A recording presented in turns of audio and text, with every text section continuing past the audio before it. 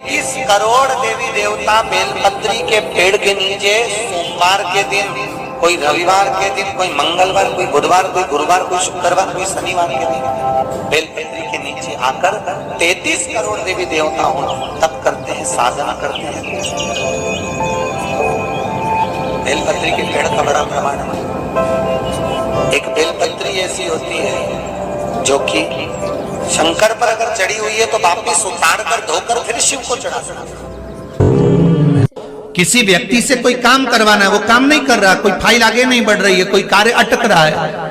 शिव महापुराण की कथा तो यहां तक कहती है, एक बेलपत्र की पत्ती को आप अगर बीच में से, ये एक बड़ी पत्ती, उसके बीच में 2 पत्ती और 2 पत्ती के बीच में जो गैप है, बीच पत्ती में, इस पत्ती और 2 पत्ती के बीच में जो जगह है, अगर आप इस पत्ती को यहां से स्पर्श कर कर,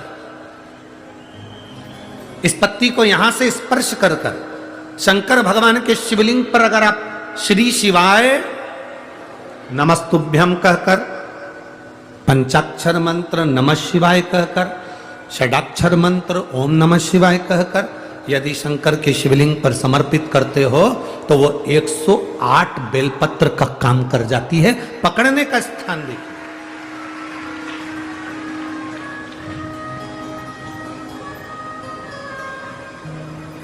ये स्थान की बड़ी मूलता है, जो थोड़ा सा समझेंगे अपन, थोड़ा ध्यान देंगे तो ये जो स्थान है ये बड़ा मूल माना गया। बेलपत्री की बड़ी पत्ती, नीचे की 2 पत्ती, उसके बीच में जो खाली डंडी जो दिख रही है, इसको अगर पकड़कर बेलपत्र समर्पित कर रहे हैं तो 108 बेलपत्र के बराबर हमें फल प्राप्त हो रहा। 108 बेलपत्र। और समझिए, मान लो आपके पास में ना पीला चंदन है, ना लाल चंदन है, ना अक्षत है, ना पुष्प है, ना कोई सामग्री है, ना दिया है लगाने के लिए।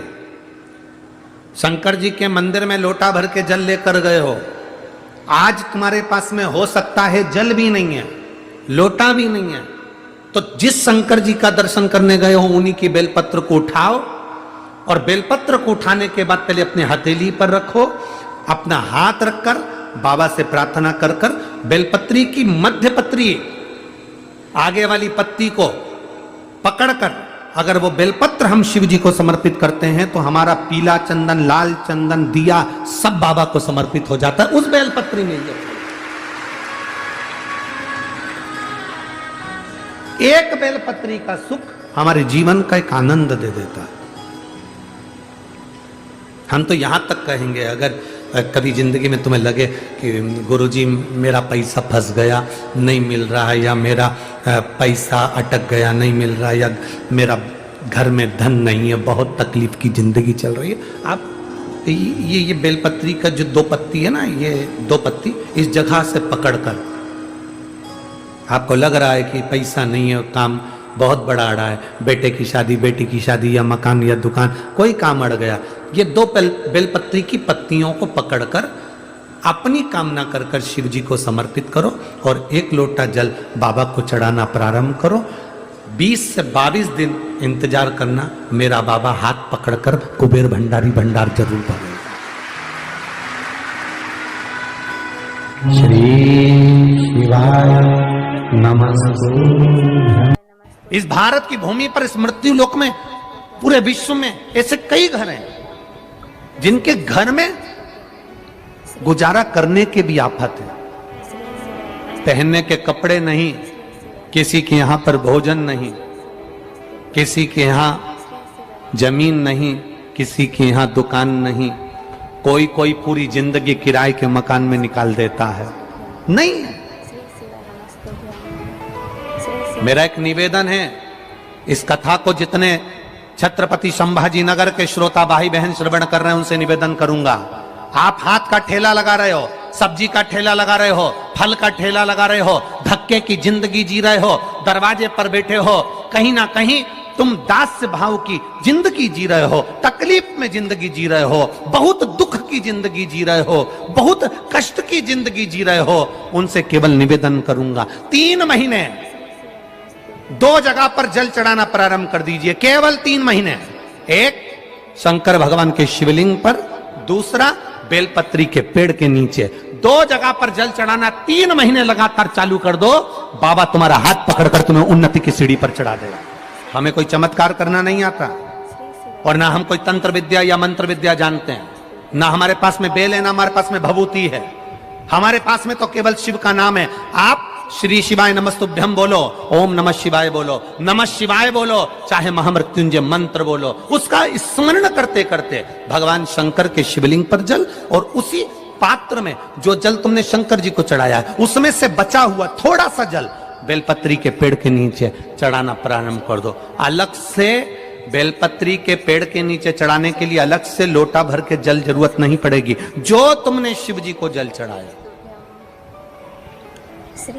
जो तुमने देवाधिदेव महादेव को जल चढ़ाया, बस उसी पात्र का जल शंकर जी को चढ़ाओ, उसमें से बचा हुआ थोड़ा सा जल बेलपत्री के वृक्ष के नीचे चढ़ाना प्रारंभ करना। कौन सा बेलपत्री का वृक्ष? जिसकी छाया आपके ऊपर आ रही हो।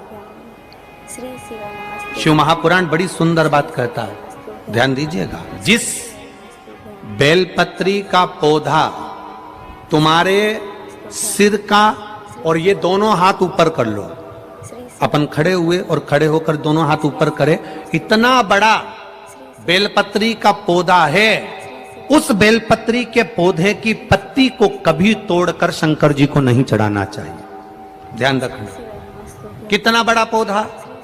आप खड़े हो जाओ और खड़े होने के बाद आपका हाथ ऊंचा कर लेना। इतना बड़ा पौधा है, उस पौधे की पत्ती बेलपत्री को तोड़कर शंकर भगवान को कभी नहीं चढ़ाना। शंकर भगवान को उस बेलपत्री को, उस वृक्ष की पत्ती को तोड़ना चाहिए जो वृक्ष तुम्हारे हाथ से थोड़ा सा ऊंचा हो, जिसके लिए तुम्हें हाथ और ऊंचा करना पड़ रहा हो।